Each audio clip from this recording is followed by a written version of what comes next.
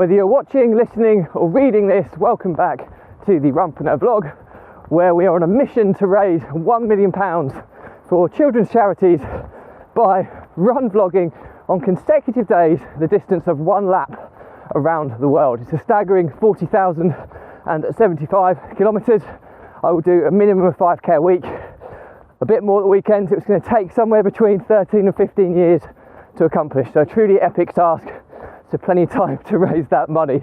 For those regular listeners, you'll know that I vlog about all things entrepreneurship and running, and it is a beautiful Monday morning today, and it's sunny, first time in shorts for a long time. Not quite ready for the t-shirts on top yet, but we're getting there. And it's Monday motivation today, where we talk about all things productivity and motivation based. And today's topic is optimizing your smartphone home screen. So as always, if you like this episode, please give it a like and a subscribe, and let's get started.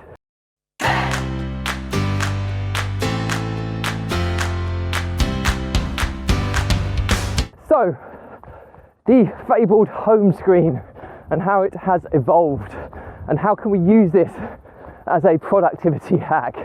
Okay, so this is an interesting topic, and I do appreciate that it is quite a personalised setup for each individual. What works for some won't work for others.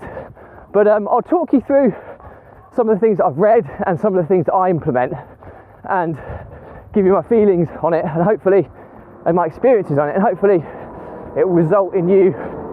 It's a big old tractor coming past me, bear with me a second.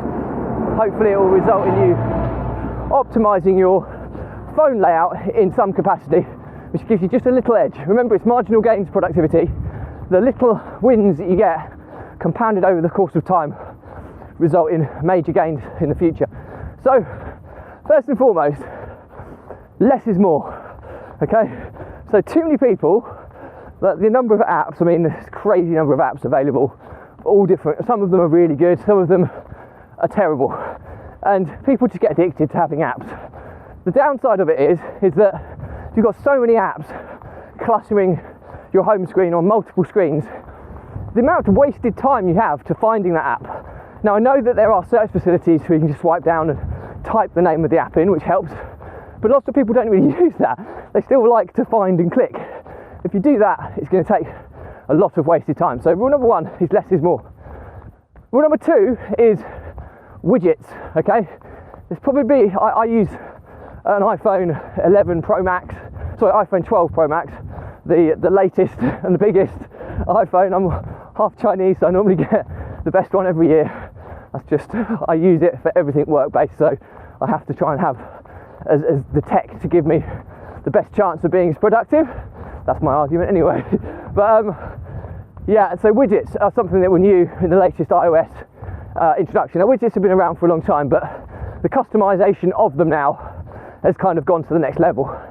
And if there's something that you use in an app in a relatively simplistic way, is there a way that you can create a custom widget and it will constantly display that information without having to click into something? Okay, so have a think about how you use different apps.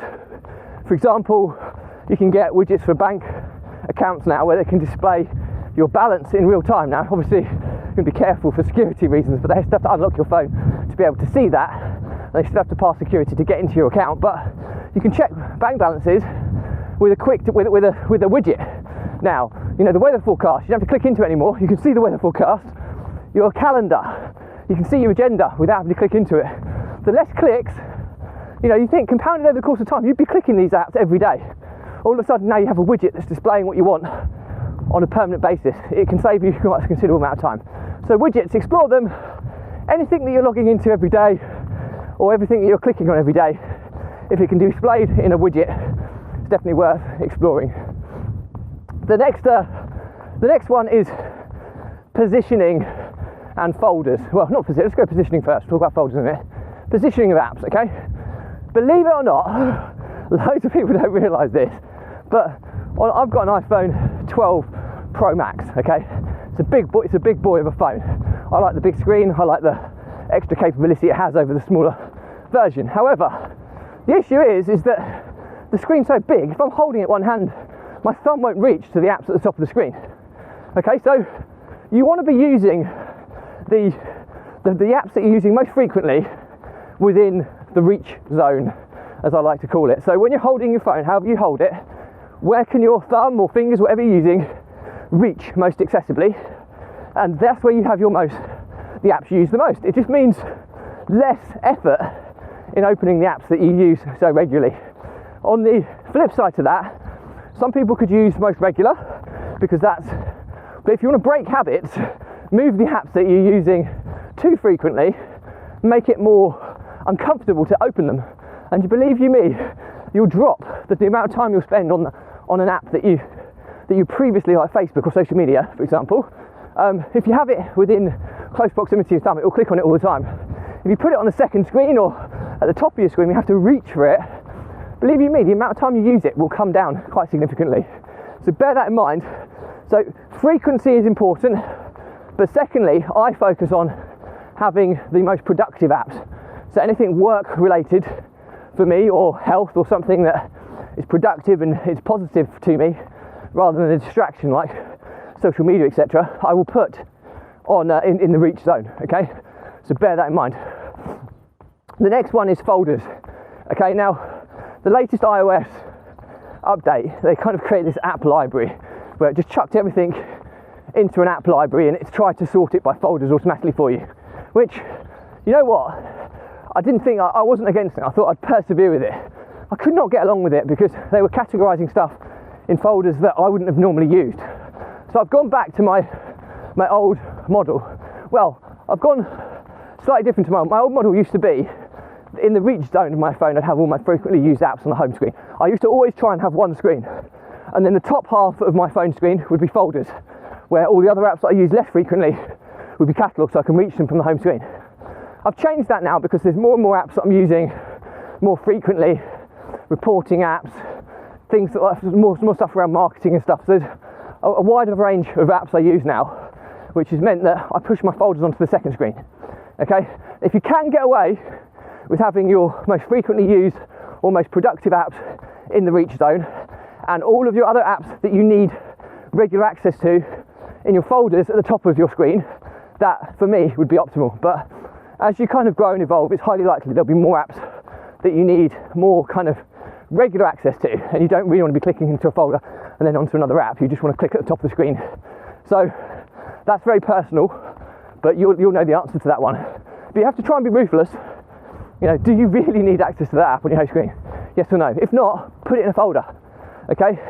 And then as a further productivity enhancement, I suppose, is iOS now, if you don't use an app for a certain point in time, it will archive it into your app library.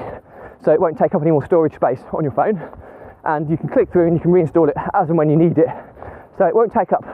So don't worry, you can leave stuff in the app library which is like hidden from your kind of home screens, but if you ever need it again, you can always pull it off. And I often would leave stuff in the app library, and this is a good technique you can use. Put everything in the app library, and as you use it, bring it to the home screen. You'll be amazed how many apps you don't actually use, yet you have on your home screen, because you think, what if I actually need that one? So there's a little exercise you can use. Put everything in the app library, and then go about your day to day. When you use an app, just add it to your home screen as you're using it, okay? And then over the course of time, you will then get a real reflection of the apps you're actually using, rather than putting stuff on there just for the sake of putting it on there. Okay, so that's really, really important. So hopefully that's useful. There's a lot of little mini hacks here, and it is personal. Some people have cool patterns and they like the design functionality. I'm all about productivity, okay? Whatever gives me an optimum, performance, even if it's minuscule in terms of the gain, I'm looking to achieve that gain. So that's me. Some people prefer design, so they might not want certain apps on their home screen, even though they use them because it doesn't look as nice, but that's absolutely fine. It's personal. But if you want to get an optimized home screen, you do need to factor in the points that I've raised today. So hopefully that's useful. If I was summarizing things, let's go through my rules again. Number one, less is more. And I talked about a little cool tactic you can use is just all of the apps, put them all in your app library so they're hidden. As you use them on a day-to-day basis, re-add them to your home screen. And you won't have stuff on your home screen that you don't use then. Okay, so that's a pretty cool hack for less is more.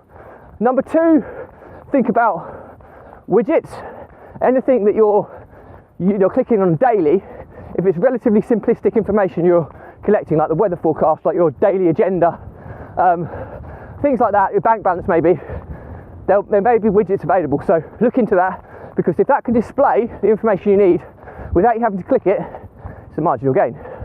Number 3 is the reach zone, okay? With a phone, you can, when you hold it in your natural position, your fingers will reach certain areas, okay? So that's the reach zone.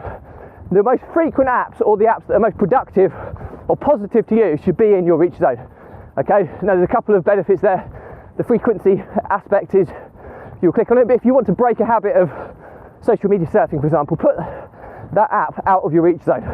Honestly, you'll be amazed how less you'll be using it because it's outside of the reach zone. Okay, so understand that. Usually it's about halfway up the screen will be the reach zone. The top half is the kind of secondary zone where you can see things, but you have to really want to go to it to actually reach up and click it. You'd be amazed how much we crave the path of least resistance. The next one is if you can get away with it, everything on one home screen. This is going to be down to how many apps you really use. If you're a more kind of social user, or you don't have to have too many business apps, you should be able to get away with one home screen, okay, and don't have multiple screens to swipe between. Otherwise, again, it's just more clicks and swipes that you have to action to get to where you want to go, which is a decrease in productivity.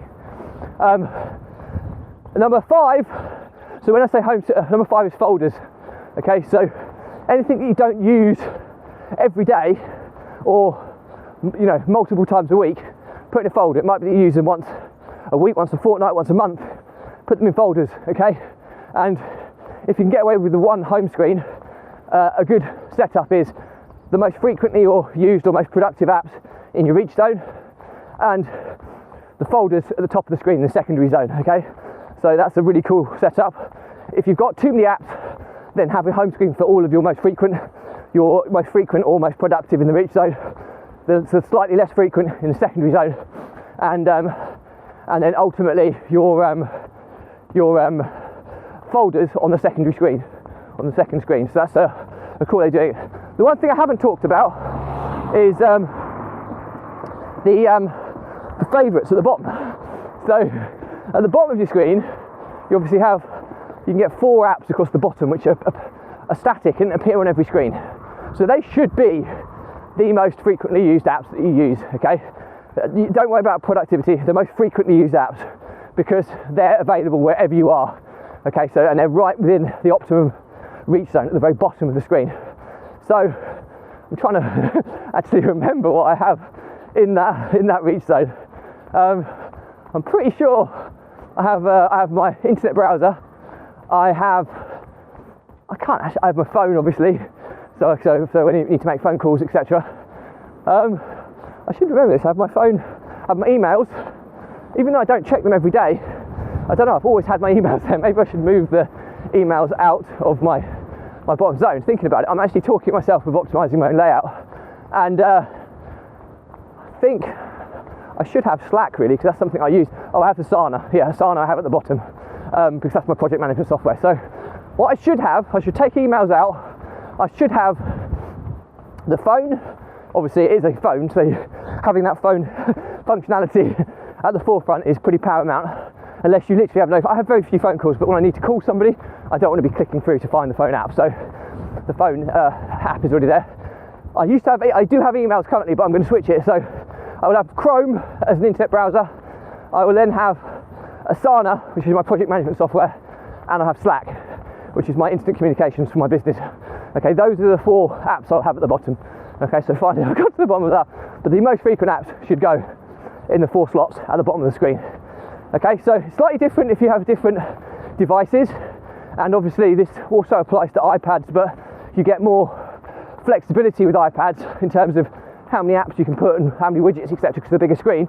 But the problem with the iPad is the reach zone is significantly smaller, because they're not really like handheld, like you can't hold it in one hand and use it like you can with a smartphone. So the reach zone element is slightly different. But hopefully I've given you enough information here to have a bit more of a think about your phone. The other thing you can do, I've talked about it before, is screen time monitoring. iOS has an inbuilt screen time monitor that tracks how much time you're spending on different apps. So trial the breaking the habit function of being too addicted to emails or social media or whatever. Put them out of your reach zone and you watch the levels drop on your screen time over the coming weeks and months. Just a little test for you there. So that's pretty much it for me today. Hope this has been useful. It's a bit windy today, so hopefully you can hear me.